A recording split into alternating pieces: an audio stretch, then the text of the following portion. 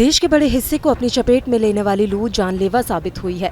स्वास्थ्य मंत्रालय के अनुसार लू के कारण 1 मार्च से 20 जून के बीच 143 लोगों की मौत हुई और करीब 41,789 लोग संदिग्ध हीट स्ट्रोक से पीड़ित हुए हैं।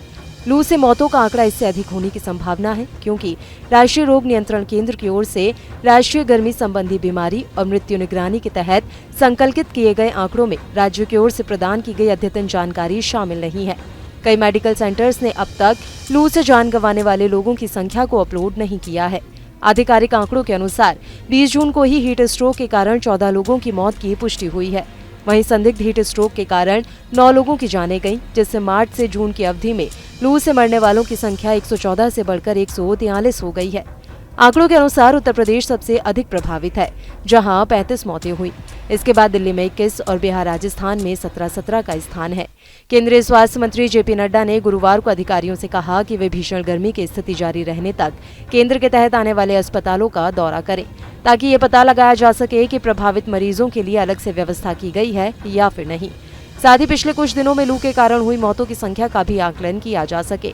उत्तर और पूर्वी भारत के बड़े हिस्से लंबे समय से लू की चपेट में हैं, जिससे हीट स्ट्रोक से होने वाली मौतों में वृद्धि हो रही है। इसके मद्देनजर केंद्र को अस्पतालों को भीषण गर्मी से बीमार पड़े लोगों के लिए विशेष इकाइयां स्थापित करने का परामर्श जारी करना पड़ा। केंद्रीय मंत्री जेपी नड्डा ने बुधवार को निर्देश दिए थे कि केंद्र सरकार के सभी अस्पतालों में विशेष लू इकाई शुरू की जाए। इसके साथ ही स्वास्थ्य मंत्री ने अधिकारियों को ये सुनिश्चित करने के भी निर्देश दिए कि अस्पताल गर्मी से प्रभावित लोगों को सर्वोत्तम इलाज प्रदान करे। उन्होंने हीट स्ट्रोक से निपटने के लिए अस्पतालों की तैयारी की समीक्षा की। केंद्रीय स्वास्थ्य मंत्री के निर्देशों के तहत स्वास्थ्य मंत्रालय ने लू मौसम 2024 पर राज्य स्वास्थ्य विभाग के लिए एक परामर्श जारी किया है। स्वास्थ्य मंत्रालय ने कहा है कि अत्यधिक गर्मी के स्वास्थ्य प्रभावों को कम करने के लिए स्वास्थ्य विभागों को तैयारी और समय पर प्रतिक्रिया सुनिश्चित करनी चाहिए।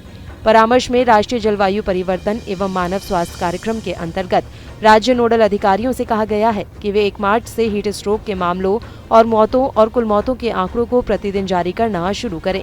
साथ ही गर्मी से संबंधित बीमारी और मृत्यु निगरानी के तहत उनकी जानकारी भी उपलब्ध कराएं।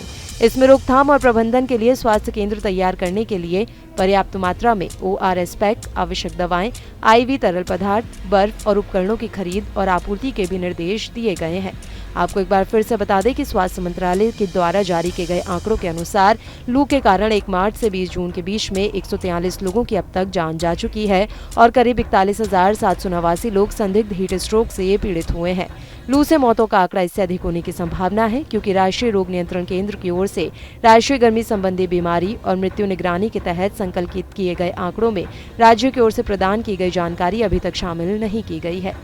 तो आपको हमारा ये वीडियो कैसा लगा, हमें कमेंट बॉक्स में जरूर बताएं। देश दुनिया की तमाम और यूपी उत्तराखंड की हर छोटी बड़ी खबरों के लिए न्यूज स्टेट चैनल को सब्सक्राइब करना ना भूलें।